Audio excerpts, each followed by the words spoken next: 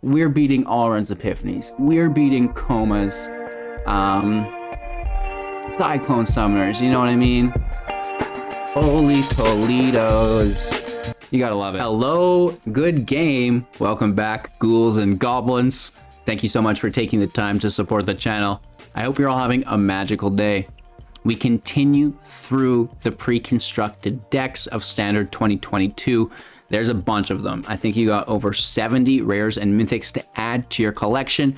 We're utilizing all of those to upgrade each individual deck, you know, kind of fine-tuning the number of commons and uncommons within them. So very obtainable decks for everybody, no matter if you just started or you've been playing for a while, right? Which is really cool. So with that being said, we are into the Rakdos deck. I believe it is called Treasure Hunt. It utilizes making a bunch of treasures within your deck, ramping into some really cool creatures.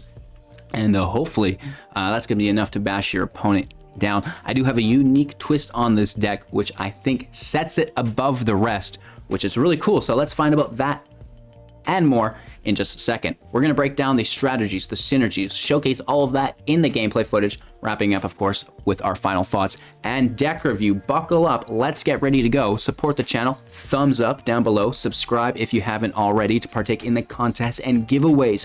Learn more about that in the Linktree link by visiting the Discord to put your name on that giveaway list. That and more available within that Linktree, of course. Maybe become a Patreon if you're charitable. If not, like I said, just buckle up, enjoy. Let's go. Treasure Hunt version 2 is a 60 card standard 2022 best of 1 deck with a 2.8 average mana value. We have 10 non-creatures and 26 creatures with a smooth base of 24 land, which is basically just, you know, your average land value within a 60 card deck. Of course, we can skew that either way based on whether it's an aggro deck, mid-range deck, or control deck. And this is great because it's a, you know, a mid-range deck, but we have all of that ramp through the treasures like we talked about here. So first off, let's talk about all of the treasures. Get that right out of the way. Shambling Ghast, a 1/1. When it dies, creature an opponent controls gets -1/-1. Or we can create a treasure token, right? So this is that treasure ramp that we really like. And then Deadly Dispute, instant speed for 2 as an additional cost to cast a spell, sacrifice an artifact or a creature, draw 2 cards and create a treasure token, which is deadly, right? So if you're sacking the Ghast with the Dispute, you get 2 treasure tokens, draw 2 cards, and just, you know, you're off to the races, right? That's going to be a very, very good start. We have the Reclusive Painter, a 1/2, and when it enters the battlefield, create a treasure token.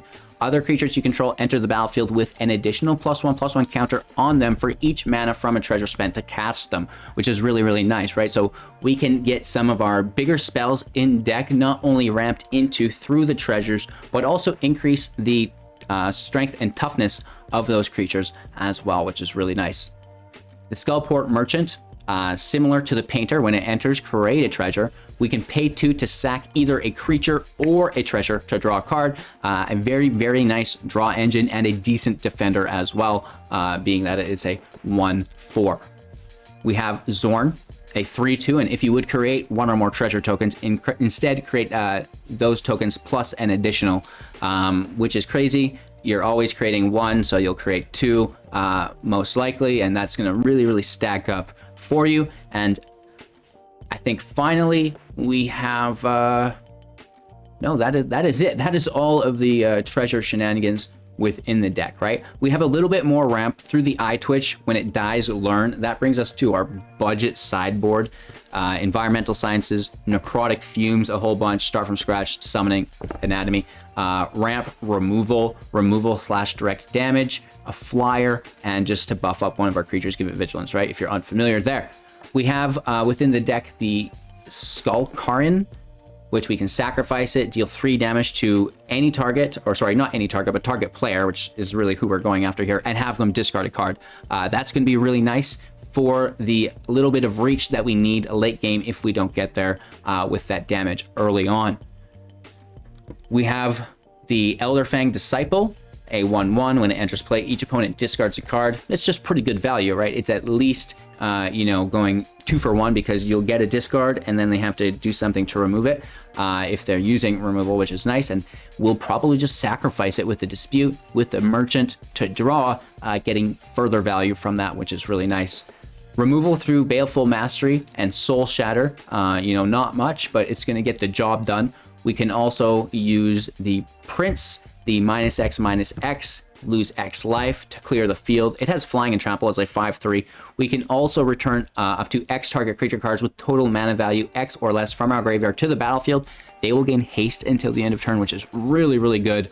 And speaking of returning things to the graveyard with haste, we have Carter's Vicious Return. For 4 mana, when it enters play, sacrifice a creature. When you do, deal 3 damage to any target, your opponent most likely.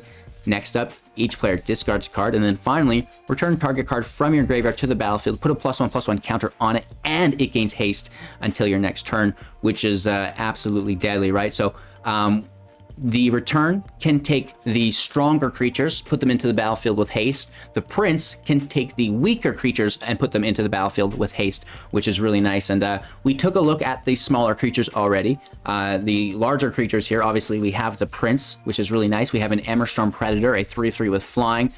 You can tap it to sacrifice a creature, giving it indestructible. And whenever it becomes tapped, you'll put a +1/+1 counter on it and exile a card from a graveyard, which is really quite nice. We have Draina, the Last Bloodchief for 5, a 4/4 with flying. And whenever Draina, the Last Bloodchief attacks, if defending player chooses a non-legendary creature in your graveyard, you return that card to the battlefield with an additional +1/+1 counter on it, and it's a vampire. A lot of these cards have flying, and if we return them to the battlefield with flying, they should get that damage in, right? The Westgate Regiment, for 5 mana, a 4/4 with flying, ward, discard a card. So whenever our opponent is targeting it with anything, they have to discard, which is good value. And whenever it deals combat damage to a player, put that many +1/+1 counters on it, which is cool. We have the Goldspan Dragon, as always. I can't believe Wizards gave everyone a copy of this. They felt bad. I'm surprised they didn't give an Alrund's Epiphany as well. A 4/4 flying haste. Whenever it's a target of a spell, create a treasure. Whenever it attacks, create a treasure. Treasure's now sacrificed for 2 mana instead of 1. Holy moly. And of course, then we have Infernal Star Mounts, 6/6, can't be countered, flying haste. Put 1 mountain into it, give it +1/+0. If you can get its power to 20, it will deal 20 damage to any target. And then finally, the Red Dragon for 6, a 4/4 with flying as well. When it enters the battlefield, deal 4 damage to each opponent, right? So all of these big baddies with flying are coming back into their play through Carter's Vicious Return. The Prince brings back, you know, the smaller guys, right? That's the entire deck. I think we touched on everything here. The overall strategy and synergy is to ramp into the big flyers, right? Just get these flyers dealing damage. If your opponent deals with them, bring them back into play, right? And of course, you know, make those treasures along the way to utilize to increase their power and toughness, which is going to be a key component as well, right? So with the deck tech portion of the video out of the way, I thank you all for staying tuned throughout the process. It's important to learn how to play the deck effectively and efficiently, right? All the ins and outs do go a long way to upping your win rate. Make sure to like the video to help support the channel, right? Keep increasing, you know, cool content like this out to the community, and you know, maybe become a Patreon as well. With that shenanigans out of the way, let's get into today's gameplay footage and then wrap up after that with our final thoughts and deck review. Going first, I like it a lot. This is, of course, a new free-to-play upgrade, Dizak-Diddy-Doo. I don't think we're really in a hurry to get a 1-drop, 2-drop out, so we'll play slow. We'll play accordingly. We'll stick to the rules, man. Let's force a discard here. We should probably run 4 of these in the deck. We just discarded an Alrund's Epiphany. Does that mean they have 4 in their hand? Like, what are the, like, parameters in which one would discard an Alrund's Epiphany? You have to have just, like, so many of them in your hand, right? No, I want to ramp instead. Ramp diddy damp diddy doos. This can't be countered. Might be really good in this matchup. It can still be bounced. Field Trip. Yeah, this is a pretty thick hand. Honestly, as far as a free-to-play deck goes, you'd never expect it. Like, rare, mythic. What? Netherlands is cool too. The Twitch can go out and we can merchant it for a draw. Snag Environmental Sciences, bringing us further along our land journey. They're going to be double turning us, so we need to keep the prince for after their double turn, right? Oh, they're just going to try to snag Coma is the thing, though.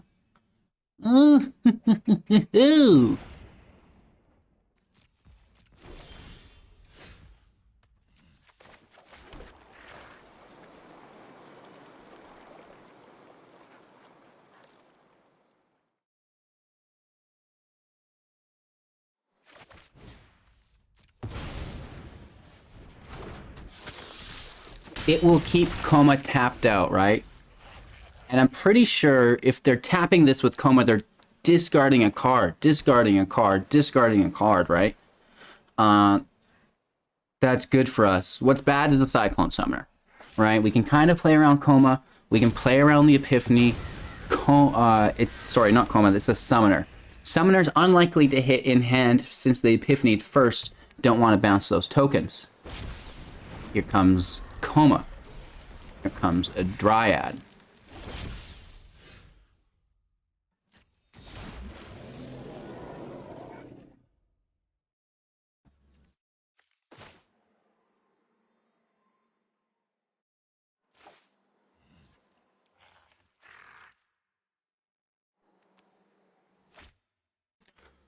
We have 5. No, that doesn't work.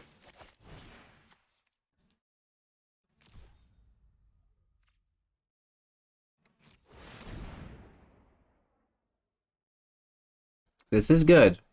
We lose 2, they lose 3. We do get a really nice hit in, or they're discarding.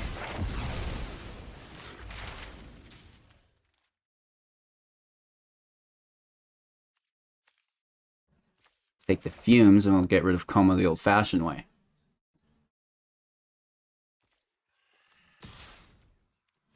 Give her 3. We grab 3. Now we're at 7.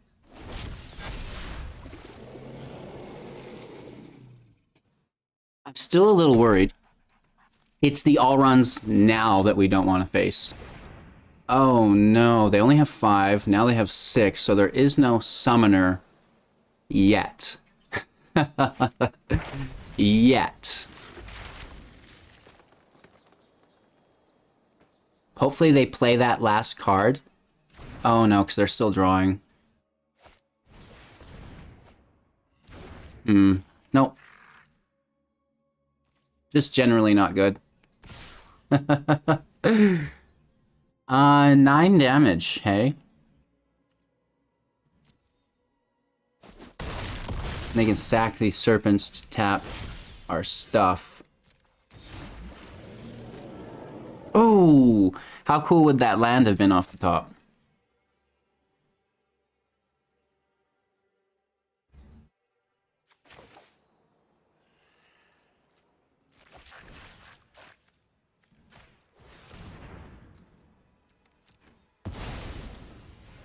Snag the snake.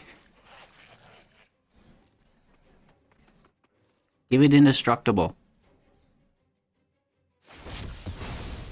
Alright, they're tapping the prince.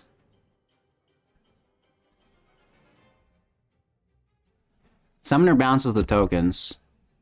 But they can totally discard, right? Like, they can pay the ward ability, easy peasy lemon squeezy.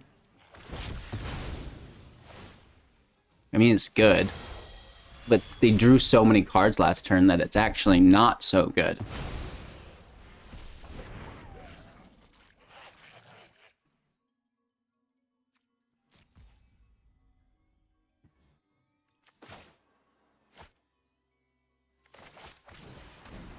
Let's give them more reason to Cyclone Summon. We get the block there. And here comes the Summoner. Token's gone. Land off the top. Land off the top. Land off the top. Ooh, and a cultivator. Yikes, they're hitting for lethal next turn.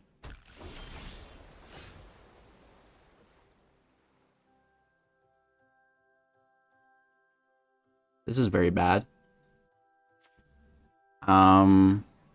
That doesn't work.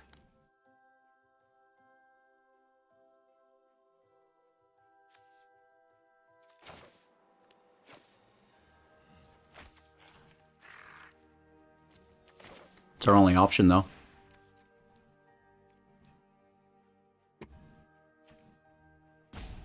Bring back a Twitch, right?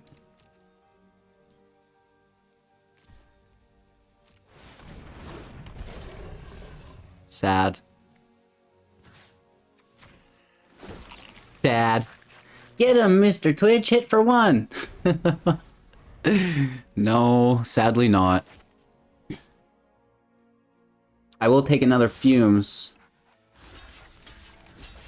and get rid of that Summoner, though. We trade with the Cultivator.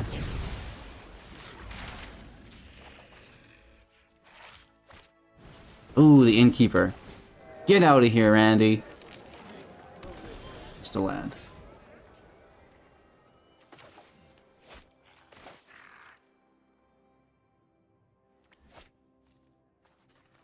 It's too bad we can't use that Dispute.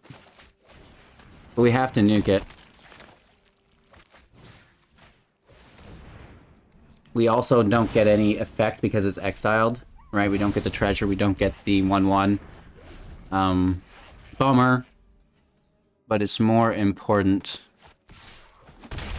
Right, we can take that 1 damage a lot longer than we can take anything else.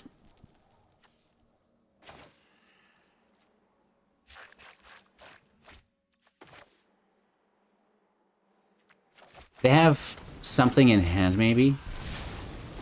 Hit for 6, down to 10. Let's go! 2 cards in hand. Yes! Oh my gosh!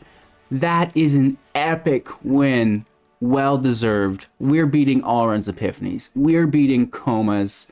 Cyclone Summoners, you know what I mean? Holy Toledos. You gotta love it.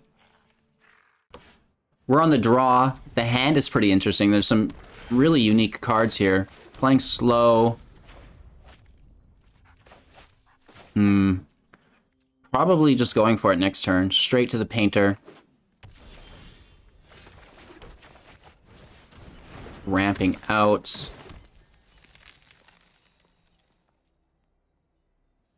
Let's keep the Ghast in hand for now.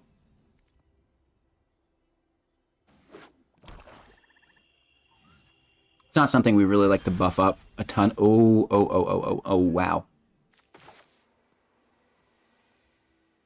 Do they have a Soul Shatter? Just straight chilling or what?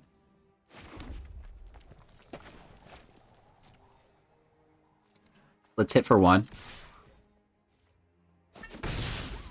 It goes through. Predator out as a 4/4. They have to exile it or force us to sacrifice it. We have the Painter in play. Forced sacrifice will work. Yep. That's kind of what I thought, but I'm not too sad about it because we have recursion spells in hand, right? We're going to be bringing that back from the Grisave. To Sizave the Dizave. What did he just say?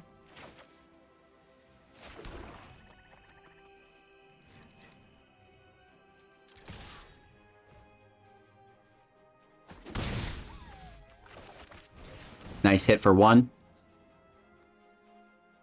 Return out.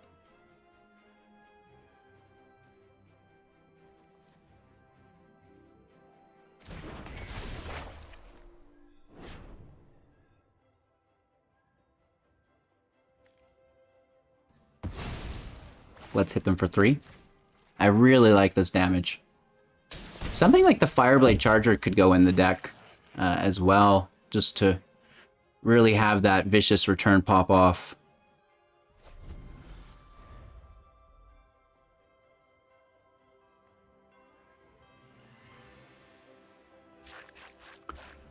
Yes, helicopters.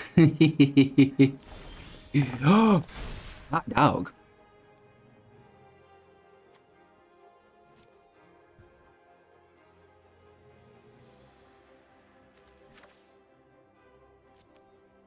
Let's toss the Westgate.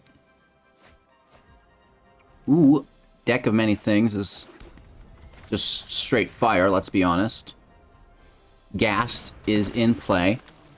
That's going to give us a sack target for 3 more damage. Plus, we make the treasure to buff up this Orcus.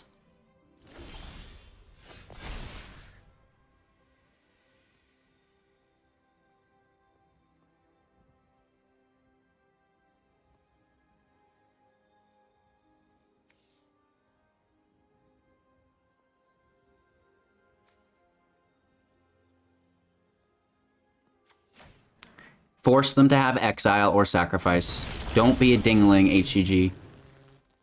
Don't be such a dingling, bro. Oh, they have it. They would have gotten it anyways.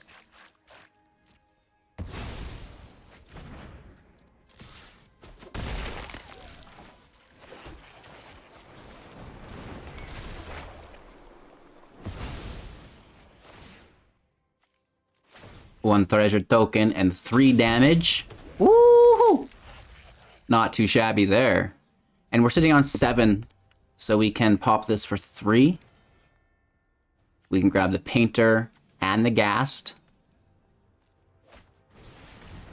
Sphere of Annihilation. Which is going to slay this.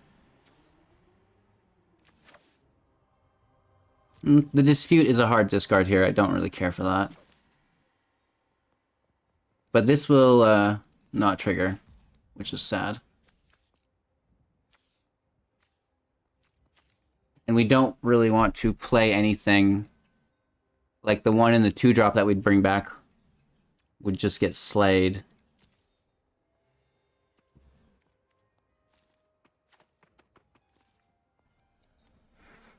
We could do 3 damage to them. This will go away as well. Yeah, so we lose our treasure.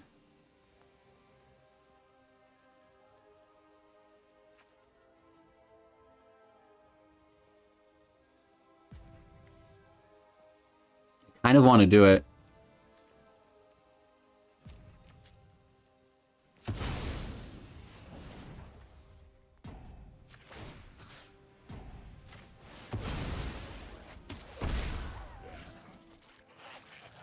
Force them to discard.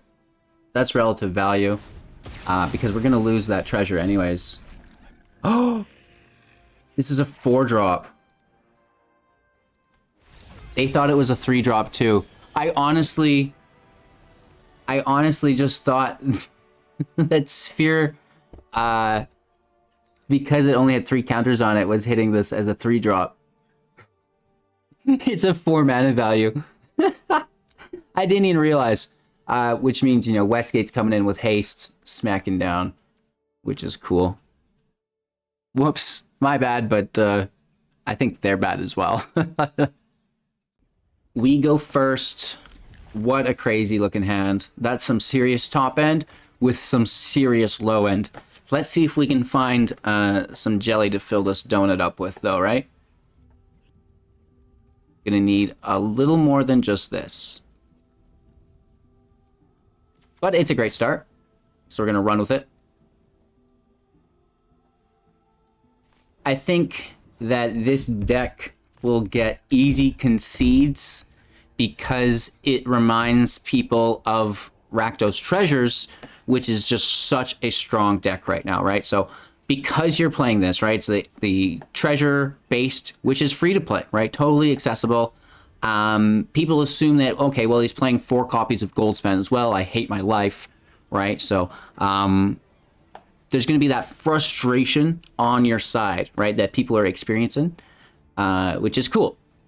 Well, it's not cool, but an advantage is cool, not necessarily in that way, but it is what it is. It's just like a It's psychological, like they're forecasting, like just like that. I'm forecasting blood on the snow, right? It's just like how it happens. We hit for 1, and, you know, we can just keep up with this until they try to interact with it. We'll just mire next. Hopefully, we can find, you know, like, the return, the predator, maybe some removal of our own, some exile.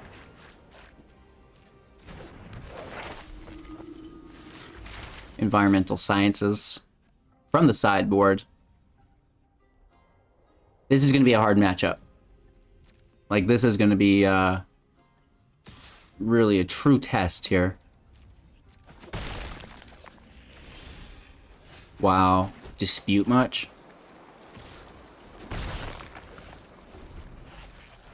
We should play defensively at a certain point. Just getting hit for 3. As they gain all this life back too, right? Yeah. Not great. Not great.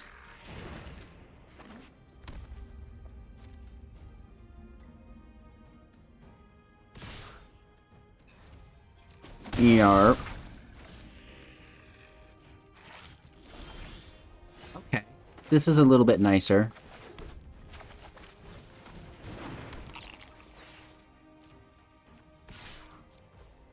We hit with 1, the other defends against the professor. Then the Ghast will... Well, they might not do it now, and they'll probably just take our dragon. Right? Pushes it up to 8. So we're a little bit a ways from that. You feel? And they get their own eye twitch. So this is pretty terrible.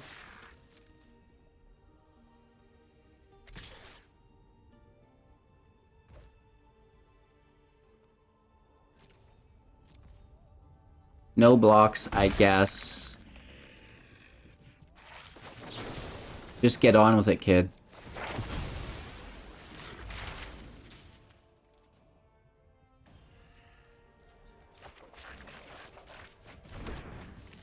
Let's let it rip.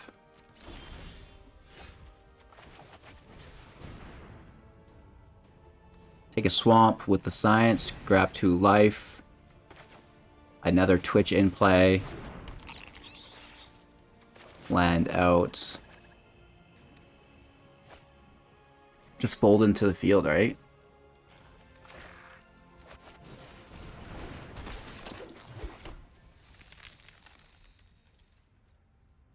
Pass turn. I don't want to spend the treasures. It's important for me to get this dragon out. But they're going to have reach through the spiders.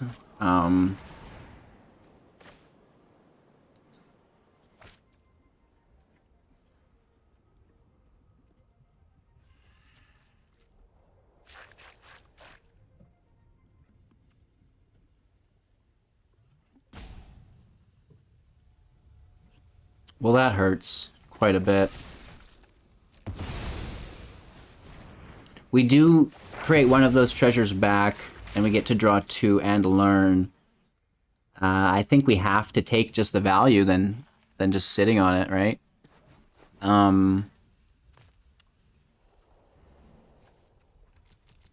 Why don't we have a field wipe?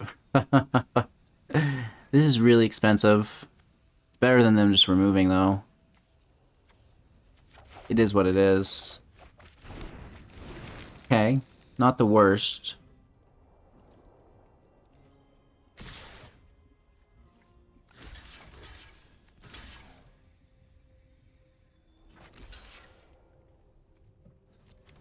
Let's shut down the bulk amount of damage. Just taking 2. We get to learn again. The budget lessons aren't quite as good as the mascot exhibitions, right? If you have those, put them in. Most definitely. It's a nice land off the top. Merchant in is nice. Ghast in is nice. And then we're straight chilling. Trying to be patient. You know, it's not a great strategy against this deck, but... Oh!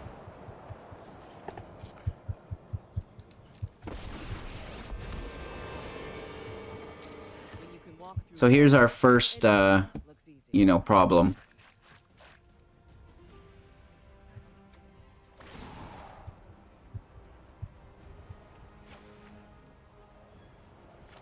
So what we do here, now this is going to be kind of awkward, but we're going to sack the Ghast, kill their Ghast. That's dealt with. They like it. They like it. They're like, oh man, didn't think of that.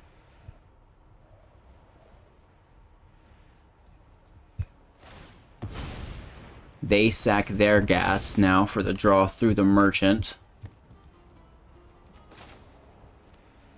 And I guess we don't have to give them the draw. We could just wait.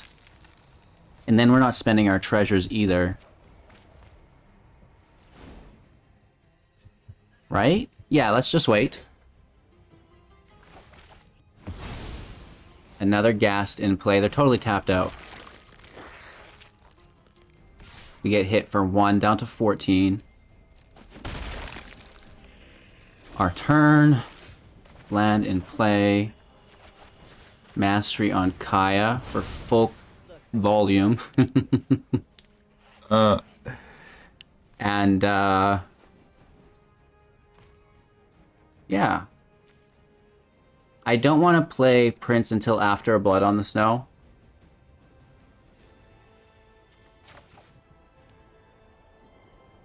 Let's just toss out, you know, something generic.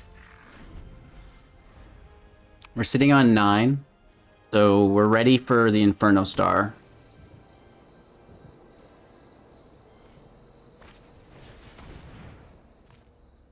Okay, that's going to take the Prince, I assume. Not great news for us, but whatever. I mean, we have enough mana. We're going to -1 it for 6 anyways. I'm pretty sure. Sack the Ghast, kill our flyer.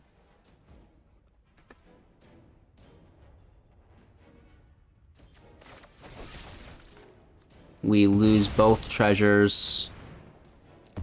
Sack the flyer, create a treasure, draw 2 cards. It's worth it, right? We still have 8 available mana. It's enough. The return is nice. They get a draw 2, though, right? And we still have to deal with Mascot Exhibition at some point.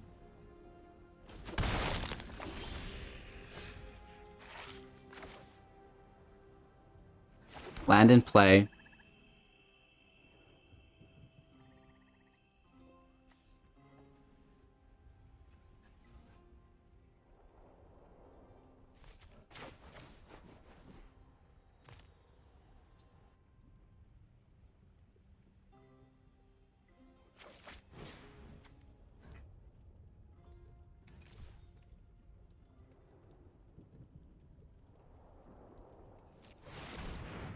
Just -1. We lose 1 life. Gets rid of the binder. Gets rid of the Twitch.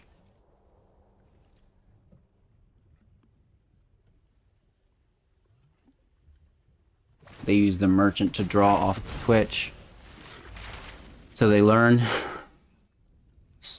Looking for that exhibition. We'll have to deal with it. We really need to deal with this Merchant as well. Because it's really good. No attacks, end turn. That 5/3 flyer is going to need to be dealt with by them, right? They only get a 2/1 flyer, so we have air superiority. That's all of their mana. We also do have trample, so that's going to be 4 damage through.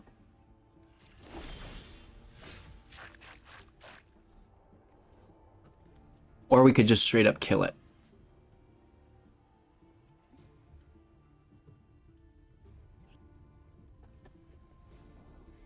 We have 8. We could play to 9 and 10, which would give us 2 extra.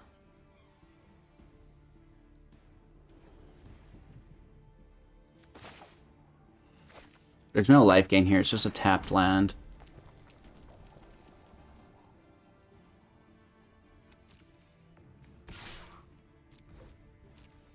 Let's smash over. I know we're low on life, but it is what it is.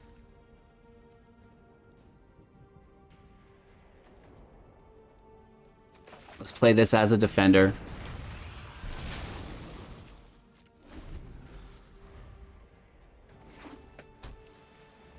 I mean, we're in a bad spot, but let's see how it plays out.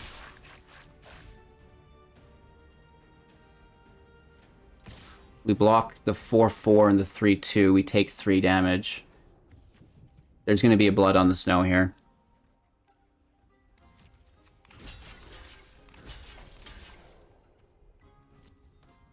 Down to 9. What do they bring back? An eye twitch, a binder, a professor, probably a binder, right? Drawing cards is great, I wish.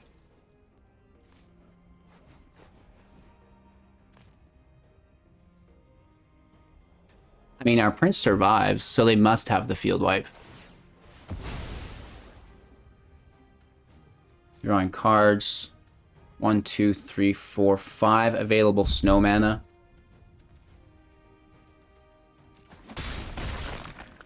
Hit for 3. Here's the wipe. Yes. So we have 4, 7, 8, 9 available mana. Should we take the draw? Yeah.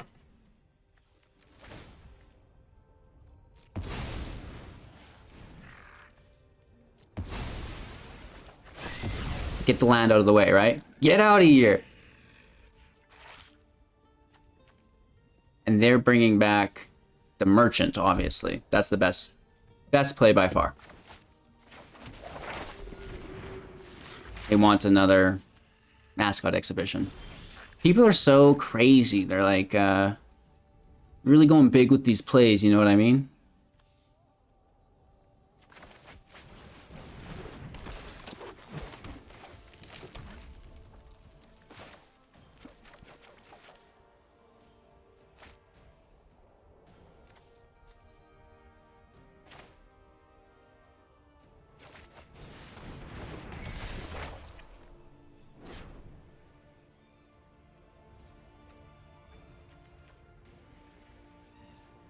We could do 3 damage to them, down to 11.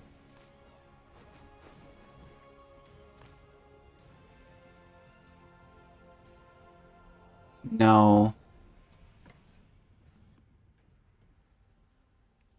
Decline. I need start from scratch to kill the flyer from the mascot exhibition, so our dragon can hit in. And we can buff it by 1, 2, 3, 4, 5. I wish I would have played this as a red source. You dingling, HGG. So we hit for 11, which is close. Maybe we should have done that 3 damage, because we're missing 3 damage.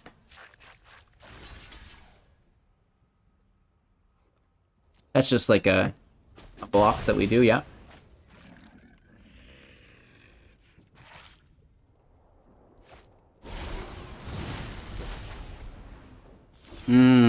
But they'll hit us on the return.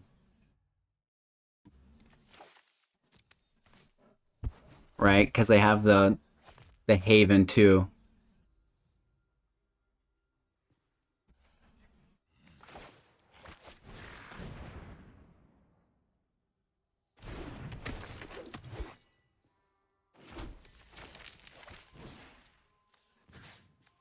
Kill the flyer. This is so close. They have another deadly dispute. Are you freaking kidding me, Randy? Holy Toledo. Okay. How does this all pan out? Not well, obviously. They're hitting for 11 damage here. Oh, they have both Snow Havens. That is a very, very good game. Shoot. I didn't think they had enough Snowlands. We were close. We were very close. You know, playing a free-to-play deck, going that far with one of literally the best decks I've seen in a while is great to see. I'm not upset with that at all. And, you know, they were just a little bit off. And, you know, I do think that maybe a couple different plays, a couple different upgrades would really set this deck apart. And, you know, it's that mascot exhibition. You know what I mean? It provides so much value. It's pretty insano. All right, Treasure Hunt version 2. This, I believe, was part 4 in our series of upgrading the free-to-play pre-constructed starter decks, which everybody gets. It's using all of the rares that you all get, which is pretty cool. The commons and uncommons have been adjusted a tiny bit, but it shouldn't be a problem for you. And I honestly do think that this batch of constructed decks is the most competitive that we've seen yet. All of the decks that I've played with so far are performing, right? Yeah, we're tweaking them a little bit to the best of our ability, which, you know, I don't dare say is what's making these decks good. You know, we won't go there. I don't think it is. Hashtag vicious return. No. But the deck shells that they're providing to the free-to-play players, right, are pretty strong. It's not just cycling, you know what I mean? It's not just mutate, right? We're getting life gain, we're getting treasures, we're getting, you know, stompy, we're getting a lot of different free-to-play variants that are relatively competitive, at least what I've seen so far. Of course, this is only the 4th video and we have many more decks to get through, but so far everything's looking really, really positive in my opinion. I hope you guys have been enjoying this series. Make sure to support, right? Become a Patreon if you really do like it. Like the videos at the very least. And, you know, should be partaking in the contests and giveaways if you are playing these free-to-play decks, right? We're giving 500,000 gems away, complete rare play sets away, you know, one-on-one sessions. So don't miss out on that as well. Join the Linktree link through the Discord, or the Discord through the Linktree link, I guess, right? To find out more on all of that. So cheers. Thanks for hanging in there with me. I really do appreciate your time and attention, and I hope you guys have a magical day and see some good luck with this deck. Stay tuned for the next video, and you know, can't wait to break down the next pre-constructed free-to-play deck with you guys. Enjoy, have a magical day, and we'll see you on the other side.